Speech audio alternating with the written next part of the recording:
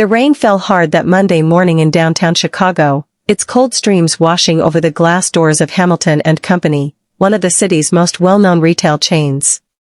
Inside, the air smelled faintly of cardboard boxes and fresh linens, but the atmosphere was tense. A young woman in her early 30s, dressed simply in jeans and a navy blue sweater, pushed the door open. She looked like an ordinary shopper, maybe a little tired, her hair tucked under a modest cap.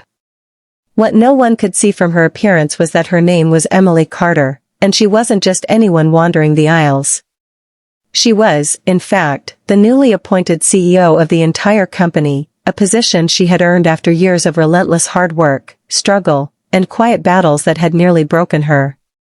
But on that morning, Emily wasn't stepping into the store as the boss. She was there quietly, anonymously, wanting to observe how her employees treated ordinary people. She believed leadership wasn't just about running numbers in glass-walled offices, it was about understanding the people on the ground.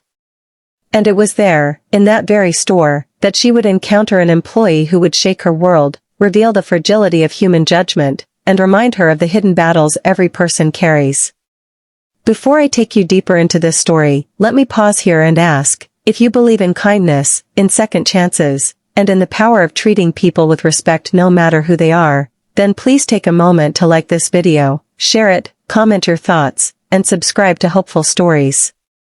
Together, we can spread these messages that remind us of what truly matters. Emily walked quietly past the racks of clothing, pretending to glance at a few jackets, her sharp eyes noticing the details most customers wouldn't. She saw the way one cashier smiled genuinely at a tired mother juggling groceries and children. She noticed another employee carelessly tossing clothes on a shelf without helping a customer who clearly struggled to reach them. She absorbed it all silently. But as she turned down an aisle marked Employees Only, Stock section, she stepped in without much thought. That was when she heard a sharp voice.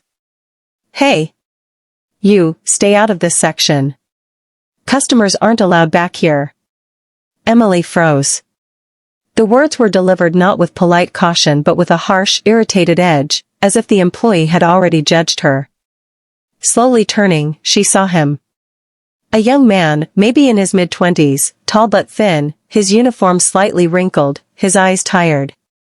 His name tag read Daniel. Emily nodded gently, pretending to be just another customer caught somewhere she shouldn't be. But Daniel didn't stop there. "You people don't listen," he muttered under his breath, loud enough for her to hear. "Always wandering where you don't belong, making my job harder." The sting of his tone surprised her. Not because she was unused to harshness, Emily had faced plenty of it climbing the corporate ladder, but because she saw in his face not arrogance, but exhaustion, bitterness, and something broken. Instead of snapping back, she stepped away quietly. For the rest of the visit, she noticed Daniel from afar. His interactions were inconsistent. With some customers, he was almost cold. With others, especially children or elderly people, his tone softened. He carried boxes heavier than his frame suggested, and his movements had a strange weariness, like someone dragging invisible chains. What Daniel didn't know was that the woman he had just dismissed from the restricted aisle was his new boss, the CEO who would soon determine the course of his future. Emily left the store that day with a heavy heart. She had always believed in looking beyond the surface, in understanding why people act the way they do. That night, in her quiet apartment, she couldn't stop thinking of Daniel. His tone had been sharp, yes, but she couldn't shake the image of his tired eyes. The next morning, Emily asked her assistant to pull Daniel's employee file. She learned he had been with the company for almost 3 years. No major disciplinary issues, but multiple complaints about his attitude. His supervisors had noted that he was often late, withdrawn, and occasionally rude. But buried in the file, Emily also saw notes about his excellent work ethic during late-night shifts, his ability to handle difficult situations when no one else would step up, and even a commendation for helping evacuate customers safely during a fire alarm scare. Something told her there was more to this young man than a bad attitude. A week later, Emily decided to return to the store, this time not as an anonymous shopper, but openly as the CEO. The employees gathered nervously in the break room when she arrived. They had heard rumors about the new boss, but none had expected her to walk into their store so soon. Daniel stood in the back, clearly uncomfortable. When Emily's eyes met his, she saw recognition flash across his face. His jaw tightened, his body stiffened. He knew exactly who she was now, the same woman he had warned so sharply days ago.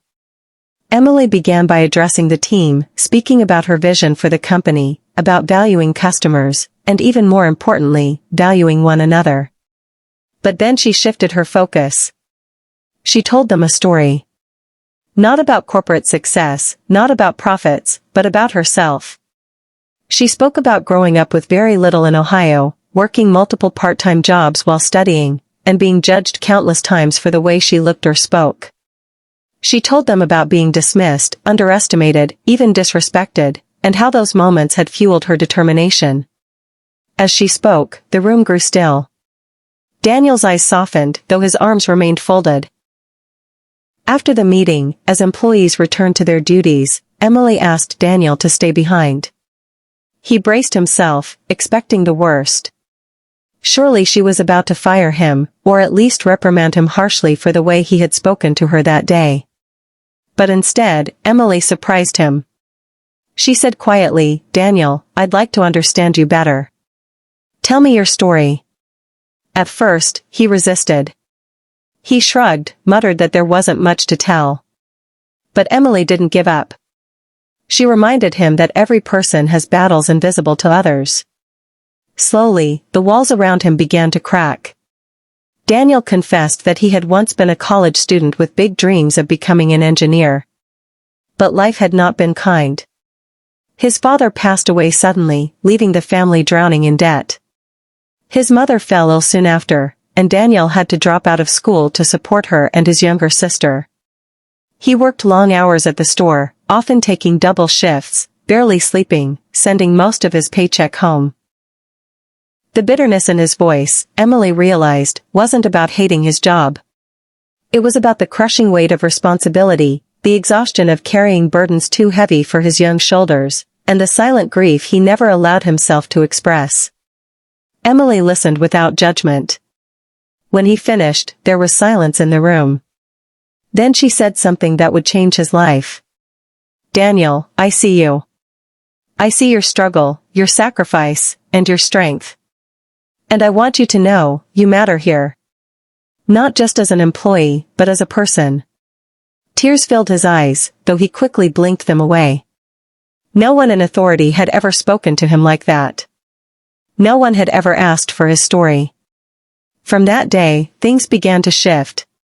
Emily didn't hand Daniel an easy escape or shower him with sympathy. Instead, she gave him opportunities. She placed him in charge of small team projects, recognizing his potential for leadership. She arranged flexible hours so he could better care for his mother, while still fulfilling his duties. Slowly, Daniel's bitterness began to dissolve. He worked harder, but with purpose now, and his colleagues noticed the change. Customers who once avoided him now appreciated his quiet kindness. Months passed. Daniel's confidence grew. He even enrolled in night classes again, inching his way back toward his dream of engineering. And through it all, Emily checked in, not as a distant CEO, but as a mentor who believed in him. The transformation wasn't instant. There were setbacks, nights when Daniel felt overwhelmed, mornings when exhaustion threatened to drag him back into old habits. But he pushed forward, fueled by the knowledge that someone believed he was more than his mistakes, more than his bitterness. And then came the moment no one in that store would forget. During the busy holiday season, a major system crash left the store in chaos. Lines stretched endlessly, customers grew impatient, and employees panicked. Daniel, once the bitter young man who had barked at customers, stepped forward. Calmly, he organized the staff, reassured customers, and even worked the registers himself when needed. His leadership shone brightly, steadying everyone around him. When Emily later visited and saw the reports, she smiled. She had always known there was something in him waiting to be unlocked. By the following year, Daniel was promoted to assistant manager. His mother's health stabilized, his sister entered college, and for the first time in years, hope filled his life again. And it all began with one simple but profound truth: someone had chosen to see him not for his flaws, but for his humanity.